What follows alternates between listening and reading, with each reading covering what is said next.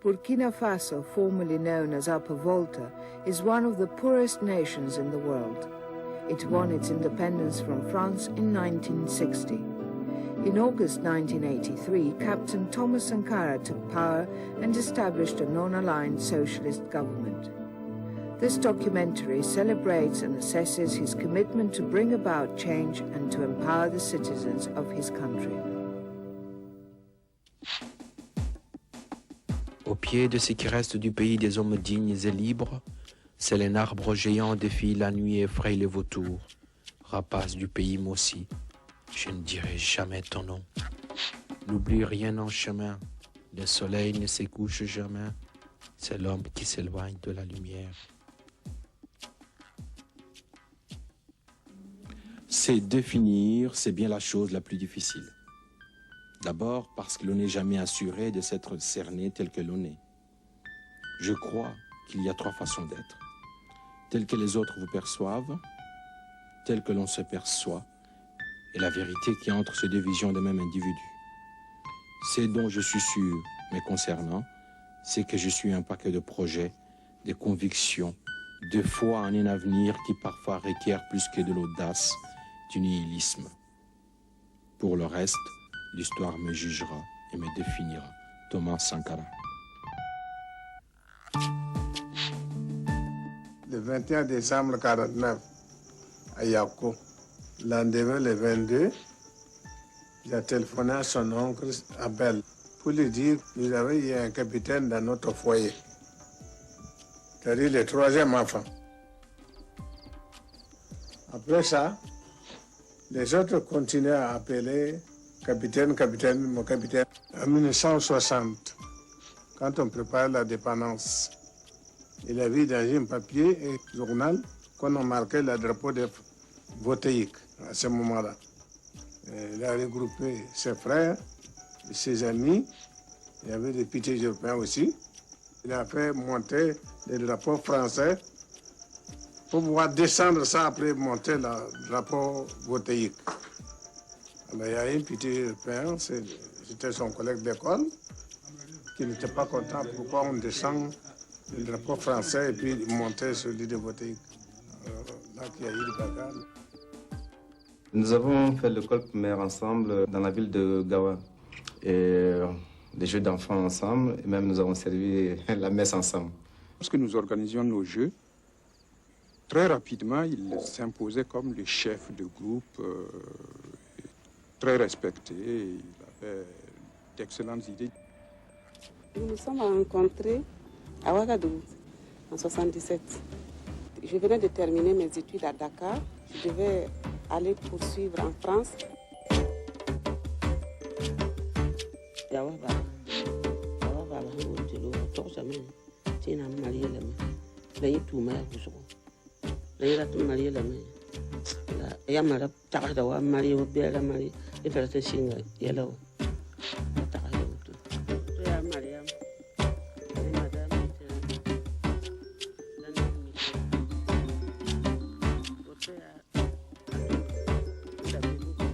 Quand il était à l'extérieur, il m'a écrit une lettre tout en disant il y a une demoiselle qui va venir vous saluer. Un soir, j'ai vu une demoiselle qui vient ici me saluer. Alors, déjà, j'ai la lettre dans ma poche. On me demande comment vous appelez. Je m'appelle Servé Mariam. Je dis, ah bon, ça va, asseyez-vous. Sa femme actuelle.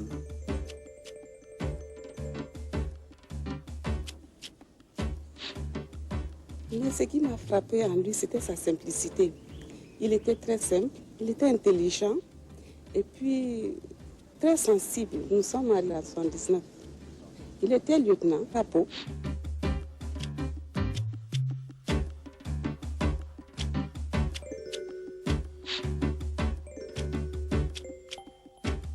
Il avait le sens du devoir bien fait. Il travaillait beaucoup. C'était quelqu'un qui était contre tout ce qui était injustice. Il avait un esprit très militant qui dénonçait toutes les injustices, notamment déjà au sein de l'armée.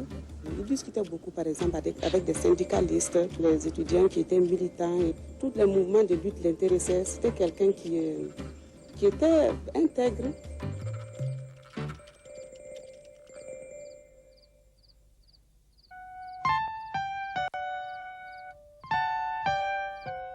et je suis devenu fonctionnaire. Je suis parmi, dans ma population de mon pays, je suis parmi les 0,035% de ceux qui ont eu la chance d'être des fonctionnaires et d'avoir un salaire régulièrement. Est-ce que vous pensez que c'est normal que des gens comme moi soient régulièrement payés et que le reste de la population, des millions et des millions de personnes, soient dans la misère continue? Non, cela n'est pas normal et nous luttons contre cela, à commencer d'abord par les principaux dirigeants, le président, ses ministres et tous les autres responsables.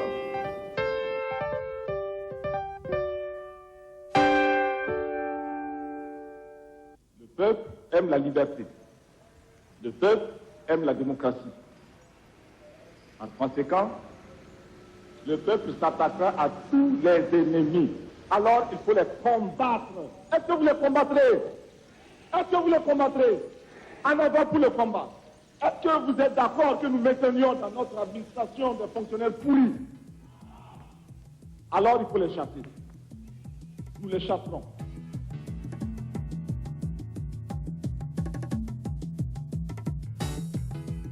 En octobre 1979, je continue d'entretenir mes relations avec Thomas Sankara, qui était à l'époque le commandant du CNEC, le Centre national d'entraînement commando, à Pau. Lors de ces visites, des séances de travail où nous étions d'échanger des points de vue quant à l'avenir de la Haute-Volta. Et les coups d'État se succèdent. Yameogo, Lamizana, Seyezerbo. La politique s'éprend de sortir Thomas Sankara de son armée. Thomas Sankara a été invité, car ça a été un ordre, à prendre place dans le gouvernement du CMRPN.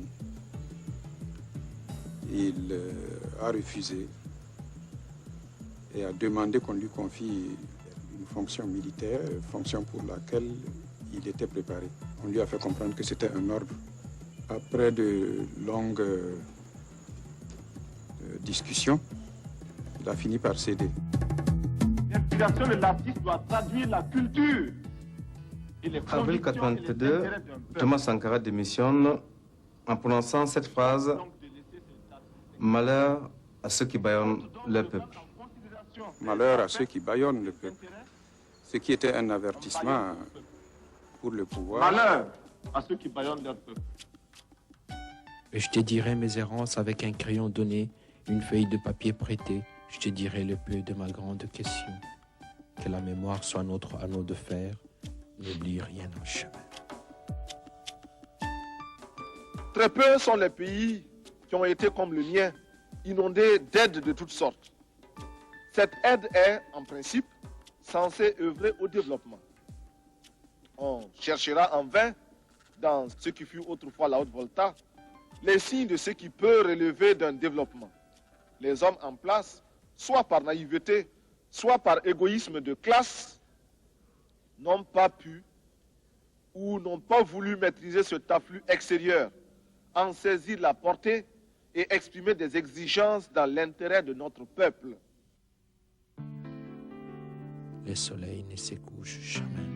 C'est l'homme qui s'éloigne de la lumière.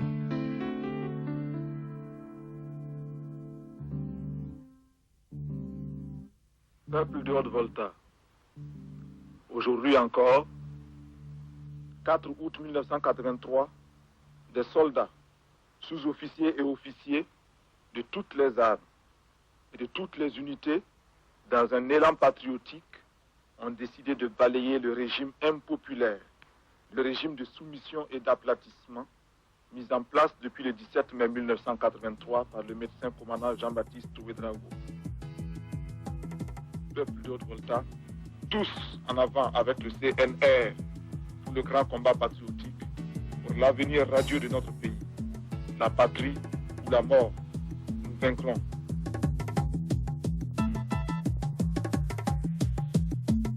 Notre révolution signifie également donner à boire au peuple. Et nous avons réalisé des forages de puits partout à travers le territoire. Nous avons également réalisé des barrages. Les barrages ne sont pas très grands. N'allez pas penser que nous avons réalisé des barrages gigantesques dans le genre du barrage d'Assouan en Égypte. C'est trop grand pour nous. Mais c'est des tout petits barrages que les populations ont réussi à construire elles-mêmes, souvent en chargeant sur la tête les blocs de pierre, parce que nous n'avons pas de brouettes, nous n'avons pas de camions pour le faire. Et nous avons dû creuser à la main parce que nous n'avons pas de bulldozer, nous n'avons pas les machines, les caterpillars. Le sacrifice. Et ce sacrifice commence d'abord par les dirigeants eux-mêmes.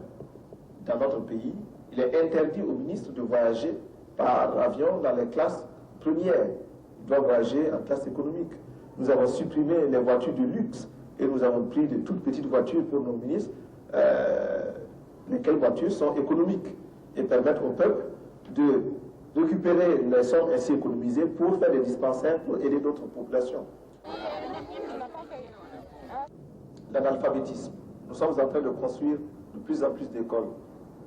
Pour vous donner un ordre d'idée, de 1960 à 1983, c'est-à-dire depuis la date où la France, qui nous avait colonisés, a permis à notre pays d'accéder à l'indépendance jusqu'au début de la Révolution, nous avons pu mettre à l'école environ 12% des enfants. For children, written on the material of the dress.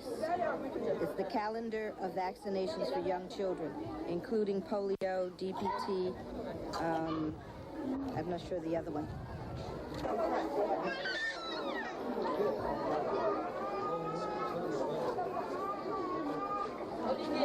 Nous avons construit beaucoup de dispensaires. Nous avons vacciné les enfants contre les principales maladies, 4 principales maladies des enfants. Et cette vaccination a été un si grand succès que même les pays qui sont autour de nous ont fait vacciner leurs propres enfants. Les pays qui sont voisins du Burkina Faso. Et cela, c'est appelé opération commando. Le terme est militaire, mais il signifie que nous avons voulu, en un temps très rapide, avec des moyens très limités, faire de grandes choses. Opération commando. Et cette vaccination commando a été un très grand succès. Nous avons vacciné des millions et des millions d'enfants à très peu de frais. Nous encourageons l'aide qui nous aide à nous passer de l'aide. Mais en général, la politique d'assistance et d'aide n'a abouti qu'à nous désorganiser, à nous asservir et à nous déresponsabiliser. Nous avons choisi de risquer de nouvelles voies pour être plus heureux, rejetant de manière abrupte et définitive toutes sortes de dictats extérieurs pour créer ainsi les conditions d'une dignité à la hauteur de nos ambitions.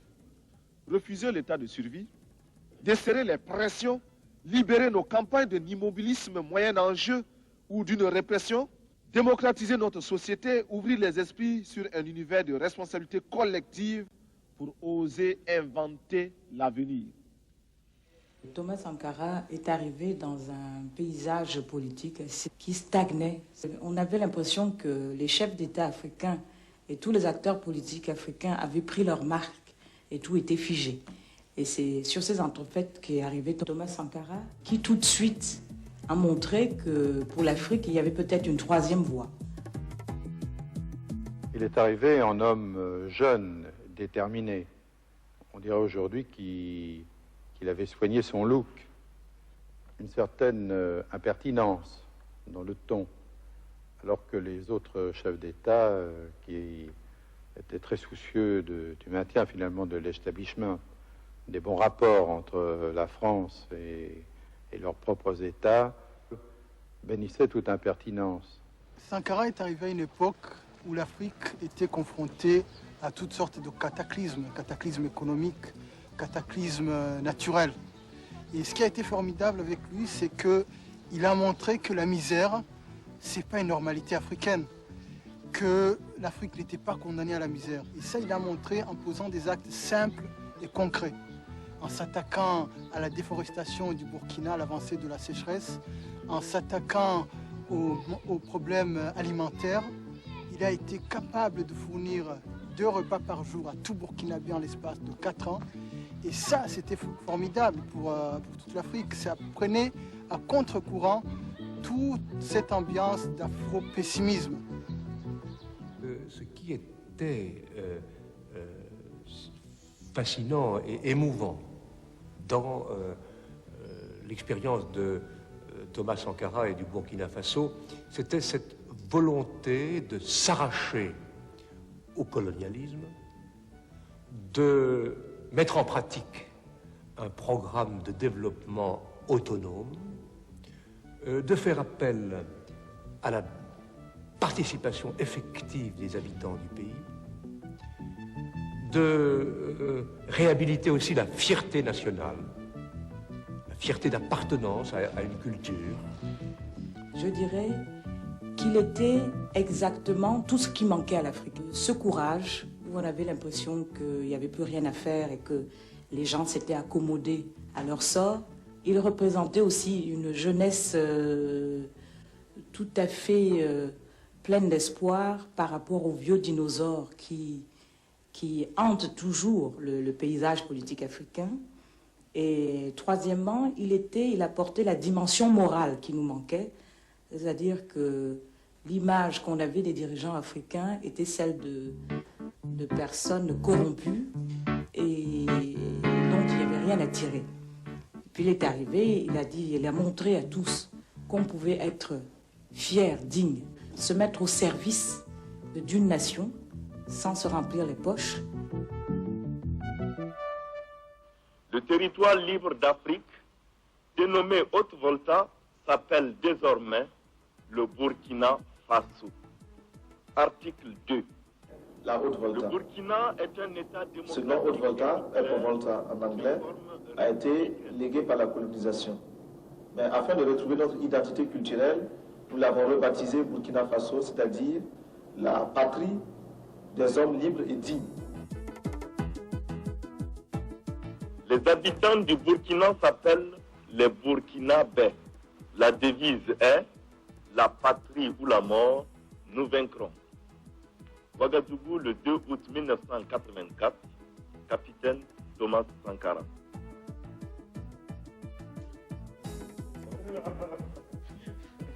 How are you? Fine. How you doing? See you. I'm from Barbados. From Barbados, Barbados. Yeah. Okay. Welcome. How are you? South Africa. From Gambia.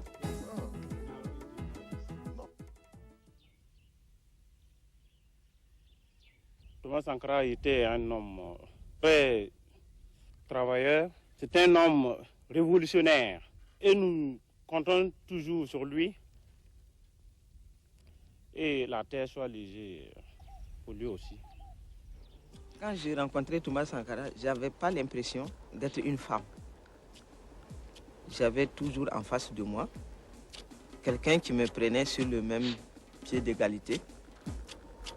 Il discutait et il essayait surtout de me convaincre.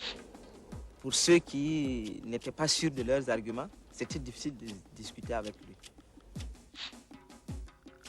Je parle au nom des femmes du monde entier qui souffrent d'un système d'exploitation imposé par les mâles.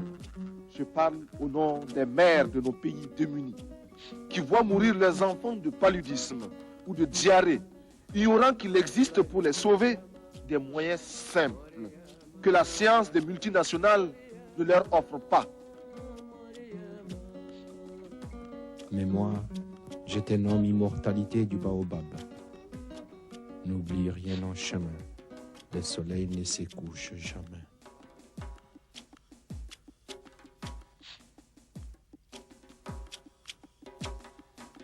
Nous avons honte quand nous entendons parler d'Africains qui achètent des châteaux en Europe ou qui déposent des gros comptes dans les banques en Suisse et ailleurs.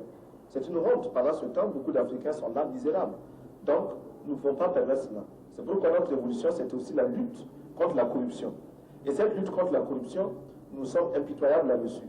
Nous faisons des procès publics qui dénoncent les voleurs, qui dénoncent tous ceux qui ont détourné de l'argent, les biens publics, et nous les sanctionnons très sévèrement. Bien entendu, ces gens que nous sanctionnons ne manquent pas d'occasion de s'opposer à notre régime et de le présenter à l'extérieur comme étant un régime fasciste, un régime dictatorial.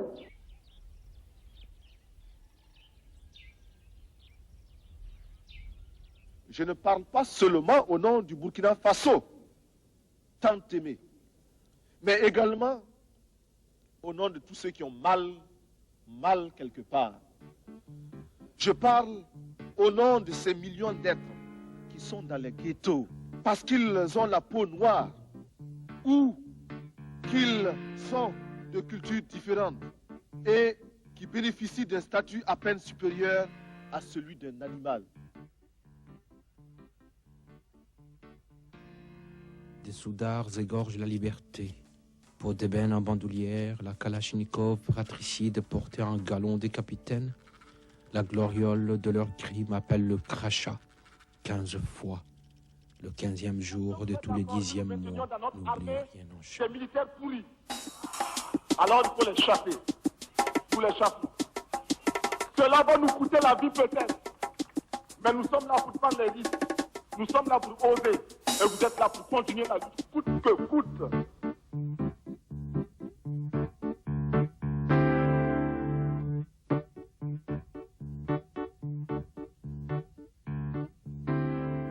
Là-bas, les baobabs des Dagues troublent le sommeil des assassins. Traître, je ne dirai point ton nom, triomphe de ténèbres.